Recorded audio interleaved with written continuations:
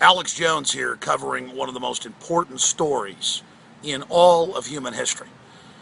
You know that in the last 70 years, our world has developed atomic weapons and then hydrogen weapons, nuclear power.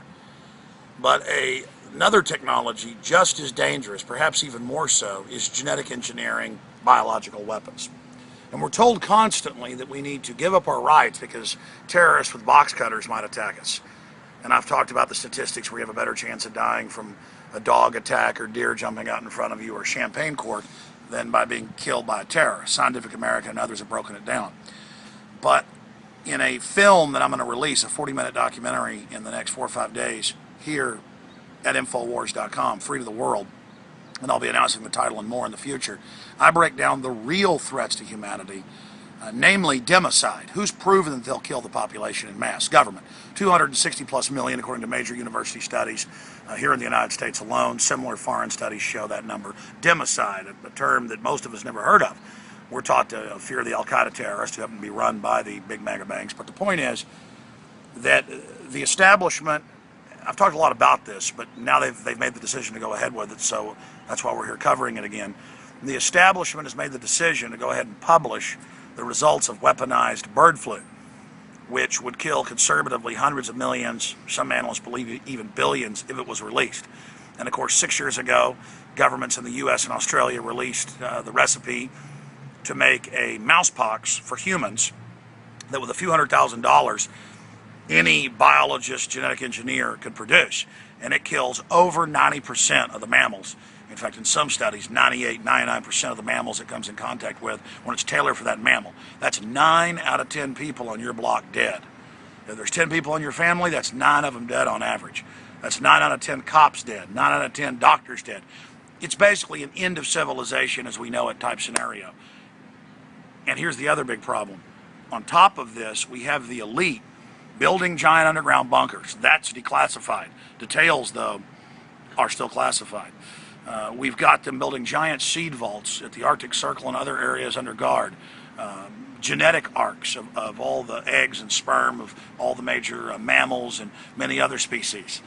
All over the world. This is in the news. And it's the very elite who are into eugenics and who publicly fantasize about reducing the world's population by 80, 90, or even more percentage points, and this new golden age that would come, and who fantasize about how the Black Plague killed roughly a third to half of Europe, they estimate, and how a great renaissance came after that. Well, that was because the elite were knocked out, and feudalism and that stagnant system got kind of shut down for a while. But that's real history. They fantasize, going back to Malthus, 200 plus years ago, about how great mass population reduction would be. And they're making all the preparations for it while hyping it and putting out books and videos promoting the end of humanity, the end of civilization, how great the world would be without us. So they're even creating a kind of a pre-nostalgia ahead of all this, kind of a psychological memory or self-fulfilling prophecy where people are prepared for it. And so they're making weaponized airborne Ebola.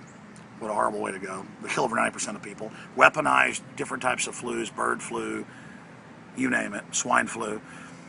The system is coming out with all of this garbage and now releasing the ingredients, the recipe, how to make weaponized bird flu that actually is airborne and kills humans in mass.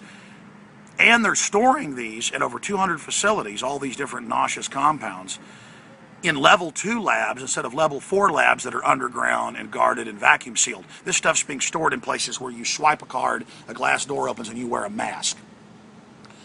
And I guess they're creating the idea of plausible deniability when they release it, or they're hoping it accidentally gets released, while pushing a medical tyranny to take their deadly vaccines for a regular swine flu or bird flu that they even admit today statistically isn't even very dangerous compared to the regular flu. That's in the news today. Look it up. Just Google or search engine H1N1, they're going, wow, it really wasn't dangerous like we told you 3 years ago. But the shot itself reduces your immune system by 50% the next year when you come in contact with regular flu. Major Canadian government study from 3 years ago. So this is the real thing threatening us. These elites are crazy. They're endangering themselves with the super weapons, the neutron bombs. They're working on antimatter weapons, the San Francisco Chronicle's reporting, the Hadron Collider. All of this, all these super technologies And these guys are acting like it's no big deal and fantasizing about the Earth without humans on it. This is a big issue that they have announced they're going to go ahead and release. New York Times reported last Friday, it's in the Associated Press today, that they're going to go ahead and just release how to make this super weaponized bird flu. It's just incredibly reckless, and it's all in the name of defending against it.